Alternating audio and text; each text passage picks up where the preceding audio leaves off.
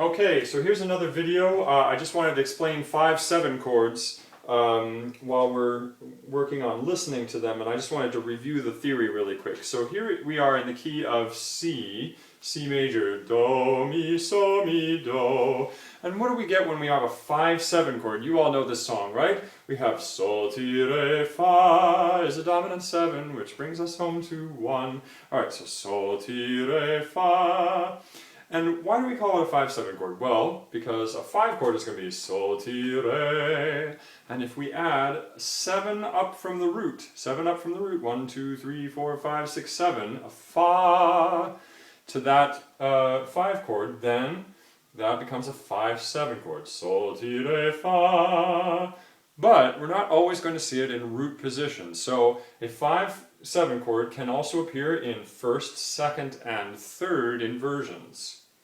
So here we have Sol, Ti, Re, Fa, but what if we have Ti, Ti in the bass, then we have Ti, Re, Fa, Sol, and that becomes a 5/6/5 chord. Why do we call it a 5/6/5 chord? Well, because first inversion 5 chord would be Ti, Re, Sol, Ti, Re, Sol, and we're adding Fa, just like we added Fa here, Fa, but now instead of being 7 up from the bass, it's only 5 up from the bass. So we have a 6 and a 5, we call it a 5/6/5 chord.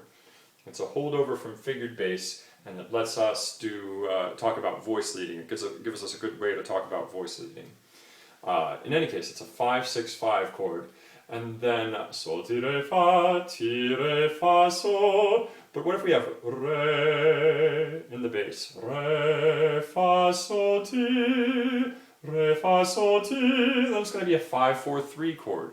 Why? Same reason as we had this. We have a 3 and a 4 up from the bass. And the 6 is implied once we talk about the 4 and the 3. So a second inversion 5 chord would just be a 5/6/4 chord. But now that we've said, hey, there's also a 3 up from the bass note, then we assume the 6, and so we assume that that is a 5/7 chord in second inversion. I may have forgotten where Do is, but forgive me, I think this is Do, Mi, So, Mi, Do, something like that. I'm close, hopefully.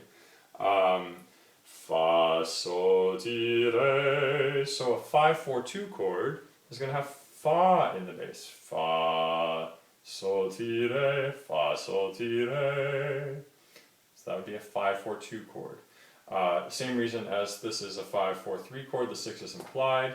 And so, but you don't really need to know this part unless you forget, and then maybe it's helpful to know so you can retrace your steps. But all you need to remember is that if you hear Sol in the bass, Sol, Ti, Re, Fa is a dominant 7, it's a 5/7 chord. If you have Ti, Re, Fa, Sol, if you have Ti in the bass, and you still hear all those notes, then it's a 5/6/5 chord. If you hear Re, Sol, Ti, Re, if you hear Re in the bass, Re, Fa, Sol, Ti, then it's going to be a 5/4/3 chord. And if you hear Fa in the bass, Fa, Sol, Ti, Re, Fa, Sol, Ti, Re, same 4 notes, but this time Fa is in the bass, then it's going to be a 5/4/2. So root position, 5/7, first inversion, 5/6/5, second inversion, 5/4/3, third inversion with Fa in the bass, 5/4/2.